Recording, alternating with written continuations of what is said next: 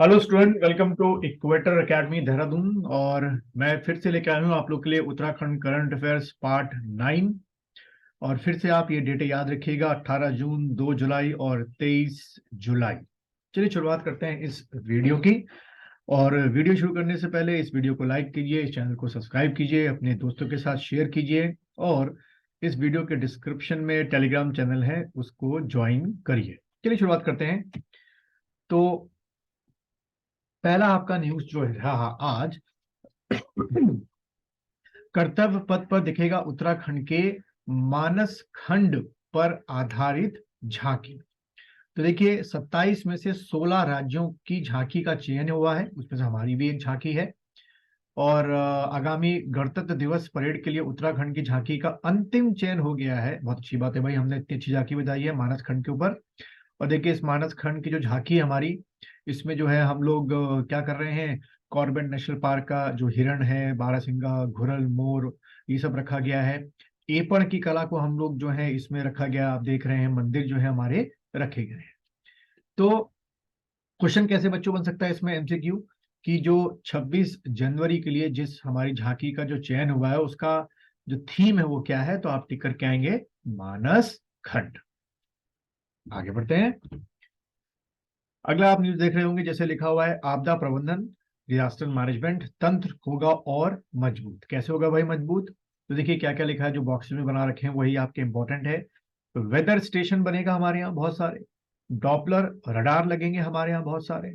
फिर अगर आप देखिए कि आपदा प्रबंधन को मजबूत होगा, real time weather informer system के विकास के साथ ही राज्य में क्या लगेगा, कॉपैक्ट रडार की स्थापना होगी। ऑटोमेटिक वेदर स्टेशन लगेगा हमारे यहाँ, ऑटोमेटिक रेन गेज लगेगा हमारे यहाँ, और ऑटोमेटेड स्नो गेज हमारे यहाँ लगेगा। और कॉम्पैक्ट कॉम्पैक्ट है, अच्छा कॉम्पैक्ट डॉपलर रडार के स्थान चयन किए जाएंगे।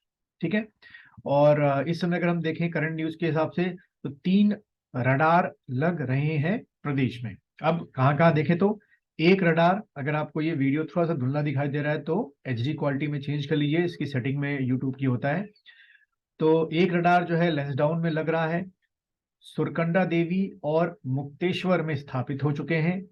इनके नए साल में शुरू होने की उम्मीद है। तो देखो यहाँ से क्या क्वेश्चन बन सकता है कि अभी वर्तमान समय में जो 2 जगह रडार उत्तराखंड में लगे हैं वो कहाँ कहाँ लगे, तो क्या टिक कर क्या होगे, एक तो सुरकंडा देवी में रडार लगा हुआ है और दूसरा रडार मुक्तेश्वर में लगा हुआ है। ठीक है।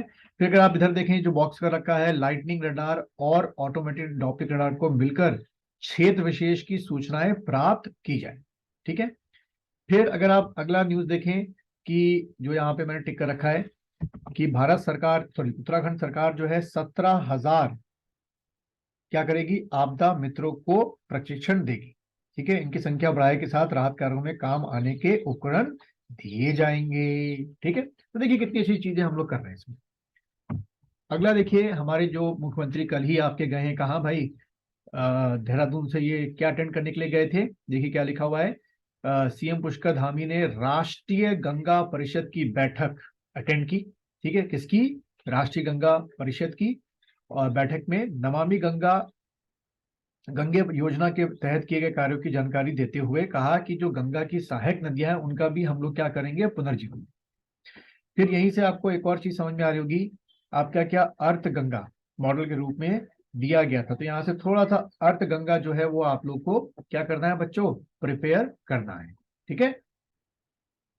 अगली स्लाइड की तरफ बढ़ते हैं बच्चों हम लोग। अगली स्लाइड जैसे आप देख रहे हैं, थोड़ा सा यहाँ छुप रहा है, ये एक मिनट। हाँ, अगली स्लाइड देखिए क्या लिखा हुआ है, नए साल में मिलेगी बढ़ी हुई मुआवजा राशि, जो कंपनसेशन है, कि अगर किसी जंगली जानवर से कोई यहाँ का वासी मारा जाता है, उसकी मृत्यु हो जाती है, तो देखिए राहत राशि कितनी कर दी गई, अब 6 लाख रुपए।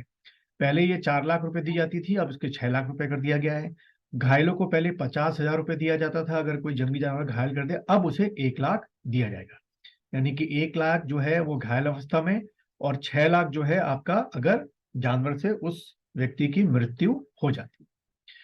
फिर निजी भूमि पर खड़े पेड़ काटना होगा आसान, क्योंकि जो 1976 का वृक्ष संरक्षण अधिनियम है उसको क्या किया गया है, सिंप्लीफाई किया गया है।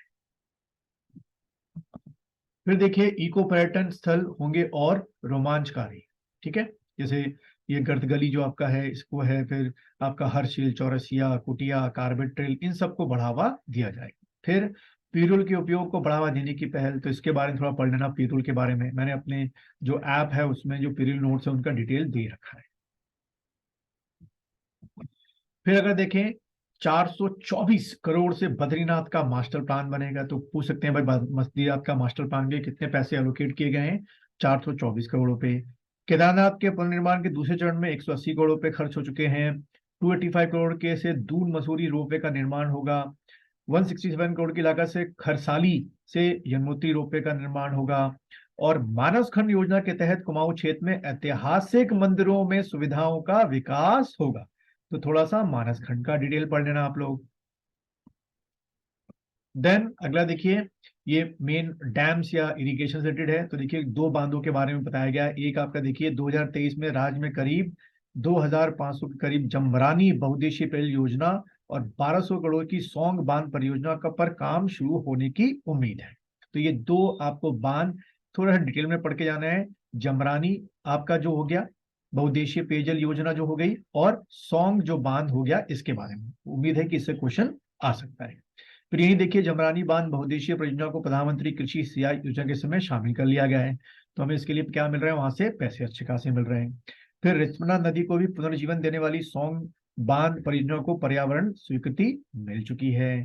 फिर देखिए यहाँ पर पिथौरागढ़ से थरकोट का जो योजना है उसको तेजी आएगी। चंपावत के कोली ढेक में तेजी आपकी आएगी। अल्मोड़ा के गगास नदी पर भी क्या होगा? तेजी लाई जाएगी। तो यहां से ये वर्ड्स आपके एग्जाम में पूछे बच्चों जा सकते हैं। फिर देखिए अभी हमारा योजना है कि अभी वर्तमान समय में एक 163 सेंसर जो है वो हमारे जो अर्थक्वेक सेंसर है वो उत्तराखंड में लगे हुए हैं। अभी हम इसको 350 से अधिक करने वाले हैं, ठीक है। और ड्रोनों की सहायता से भी हम क्या कर रहे हैं? उच्च हिमालयन क्षेत्रों में हिमकलन पर नजर रखी जा रही है। तो आपको याद होगा मैंने अभी कल वीडियो अपलोड किया था कि मेंस की तैयारी भी साथ साथ में करनी है, तो उसमें यूजर्स ऑफ ड्रोन मैंने आप लोग बताए थे, तो वो भी आप चीज यहाँ पर लिख सकते हैं। फिर देखिए प्रधानमंत्री मोदी की मल्टी कनेक्टिविटी के मंत्र पर आगे बढ़ेगा उत्तराखंड। कैसे? तो भाई 2023 को हम लोग रजत जयंती वर्ष के लक्ष्य के बेहद खास मनाएंगे। कैसे मनाएंगे? मसूरी टनल का शिलान्यास होगा। दून टेहरी के मध्य 35 किलोमीटर की जो डीपीआर है बनेगी, जिससे रास्ता बड़ा आसान होगा। अभी तो डीपीआर बन रही है। दिल्ली देहरादून एक्सप्रेस वे जो है वो बढ़ेगा। चंडीगढ़ शिमला यात्रा सुगम होगी, वो भी 4 लेन बढ़ेंगे। फिर आप देखिए ऋषिकेश कर्णप्रयाग रेल परियोजना में तेजी आएगी। साथ ही साथ बद्रीनाथ, केदारनाथ, गंगोत्री, यमुनोत्री रेल परियोजनाओं में प्रस्तावित योजनाओं का कदम आगे बढ़ाया जाएगा। फिर देखिए बागेश्वर टनकपुर रेल लाइन परियोजना पर भी काम शुरू होगा। ये सब आप देखो बच्चों लिखते आना वीडियो पॉज करके। और वरना ये सब आपको अगर स्लाइडें चाहिए तो आप मेरा टेलीग्राम चैनल ज्वाइन कर लीजिए, वहां पर आपकी स्लाइडें हैं। फिर उसके बाद देखिए गौरीकुंड, केदारनाथ और जोशीमठ हेमकुंड रोपवे पर काम शुरू होगा। उसके बाद ऋषिकेश में नीलकंठ और हरिद्वार में भी चंडा देवी रोपवे पर भी काम जो है वो शुरू होगा। और सीमांत व ग्रामीण इलाकों में 1200 से अधिक 4G टावर लगेंगे, तो उससे कनेक्टिविटी बढ़ेगी। ऑनलाइन जो भी आपके फंक्शन से काम होते हैं, ऑनलाइन फंक्शन, वो आपके काम क्या होते जाएंगे? बढ़ते जाएंगे। फिर अगला देखिए जैसे कि आपको बताया कि हमको G20 की क्या मिल गई है? अध्यक्षता मिल गई है। तो जो G20 के अगले साल सम्मेलन 2023 में होने वाले हैं, उसमें से 3 जो बड़े आपके सम्मेलन हैं वो उत्तराखंड में होंगे, जिसमें से 2 की मेजबानी उत्तराखंड को मिली है। इसका एक, सॉरी 2 की मिली है मेजबानी, जिसमें से एक ऋषिकेश में आयोजन होगा G20 का सम्मेलन, एक देहरादून में होगा। तो दोनों शहर बड़ा न्यूज में रहने वाले हैं भाई G20 के पॉइंट ऑफ व्यू से। फिर आप देखिए फिर आप देखिए जस्टिस रंजना देसाई की अध्यक्षता वाली कमेटी तेजी से क्या हो रही है? ये बढ़ रही है। तो ये जस्टिस रंजना देसाई क्या है? कमेटी किसके लिए है? समान जो कानून है लागू करने के लिए, ठीक है। जो आपका यूनिफॉर्म सिविल कोड है। तो पूछ सकते हैं भाई जस्टिस रंजना कमेटी का ऑब्जेक्टिव बताओ, तो यूनिफॉर्म सिविल कोड जो है समान नागरिक संहिता ड्राफ्ट करने के लिए बनाई गई थी। जस्टिस रंजना समिति देसाई को आपको याद रखना है। फिर देखिए भू कानून को लेकर जो सुभाष कुमार जी हैं उनकी अध्यक्षता में कमेटी बनाई गई थी। तो पूछ सकते हैं भू कानून के को लेकर किसकी अध्यक्षता में कमेटी बनाई गई? सुभाष कुमार जी को लेकर बनाई गई। फिर नया जो नकल विरोधी कानून है बच्चों वो हमारे आने वाला है। फिर यहाँ से एक और क्वेश्चन आप देखेंगे कि एम्स का पहला सैटेलाइट सेंटर कहाँ आपका लगभग लगभग स्थापित हो चुका है। उधम सिंह नगर के किच्छा में एम्स का एक सैटेलाइट सेंटर स्थापित हो जाएगा, ये आपसे पूछेंगे। फिर राज्य के रुद्रपुर, हरिद्वार और पिथौरागढ़ में भी क्या खुलेंगे, मेडिकल कॉलेज खुलने वाले हैं। फिर देखिए शुरू हो सकती है हिम प्रहरी योजना। ठीक है, इसमें क्या करेंगे भाई, इसमें हम सुरक्षा तंत्र को मजबूत करने और पलायन की समस्या से छुटकारा दिलाने के लिए नए साल में हिम प्रहरी योजना शुरू होने की उम्मीद है। इस योजना के तहत 10,000 हिम प्रहरी की तैनाती की जाएगी। लोकलाइट्स को अपॉइंट करेंगे तो भाई उनका एक रोजगार मिल जाएगा। इस योजना के लिए राज्य सरकार को केंद्र की तरफ से 68 करोड़ रुपए दिए जा रहे हैं अनुदान के तौर। फिर 2023 में कई क्षेत्रों के हमारे उत्तराखंड के निकायों के चुनाव होने वाले हैं और 24 में लोकसभा के चुनाव। तभी तो बच्चों देखो इतनी वैकेंसी आ रही है, अब यही मौका है बच्चों, आप लोग ये 23 वाला बड़ा सही मौका है। फिर उसके बाद ऊर्जा क्षेत्र में दिख रही है तेजी। 4,000 मेगावाट सोलर ऊर्जा का उत्पादन करने का हमने क्या रखा है बच्चों, लक्ष्य रखा है। तो पूछ सकते हैं भाई कितना सोलर ऊर्जा उत्पादन का लक्ष्य रखा है, 4,000 मेगावाट का, बहुत होता है 4,000 मेगावाट। फिर नई पर्यटन फिल्म नीति हमने अपनाई कि ज्यादा शूटिंग हमारे यहाँ और रोजगार बढ़ेगा उससे हमारे यहाँ। ठीक है, और हमने भाई तय किया है कि हम अपनी उत्तराखंड की जो जीडीपी है वो आने वाले 3 सालों में डबल कर देंगे। फिर देखिए नए साल में ये नए कदम लिए गए हैं नीति आयोग की तर्ज पर। हमें ये मैं आपको पहले भी बता चुका था, state institute for empowering transforming Uttarakhand के में थिंक टैंक का काम करेगा, ये मैंने पिछले लेक्चर्स में बताया था। उत्तराखंड निवेश और अवस्थापन विकास गठन किया जाएगा। 15 स्थानों पर नई टाउनशिप का बनेगा। 100 किलोमीटर पर एक इलेक्ट्रिक चार्जर स्टेशन स्थापित किया जाएगा। आपसे पूछ सकते हैं कितने किलोमीटर पर। शहरी क्षेत्रों जैसे देहरादून हो गया, हरिद्वार हो गया, साइकिल अलग से ट्रैक बनेंगे। शिक्षकों के लिए मास्टर ट्रेनर की पहचान होगी और उन्हें आईआईएम जैसे संस्थानों में ट्रेनिंग के लिए भेजा जाएगा। और मोड पीपीपी मोड या निजी विश्वविद्यालय वस्तुओं के साथ ड्रोन स्कूल हमारे यहाँ बहुत खोले जाएंगे। तो अच्छी बात है भाई, ड्रोन का फ्यूचर बड़ा अच्छा है हमारे यहाँ। फिर देखिए इन जो महान शक्तियां थी इनकी डेथ हो गई, इनके बारे में आपसे पूछा था कि इनका संबंध किससे। जैसे कि पहले आपके कौन है भाई, आपके अगर आप नाम पढ़े तो साहित्यकार शेखर जोशी जी। इनका संबंध अल्मोड़ा जिले के ओलिया गांव से है और उनकी कहानियों का अंग्रेजी, चेक, पॉलिश और उसी भाषाओं में अनुवाद किया गया है। तो पूछेंगे शेखर जोशी जी किसका संबंध किससे है, तो साहित्यकार थे। फिर दूसरा देखिए समाज सेवी पद्मश्री आपका कौन, अवधेश कौशल जी।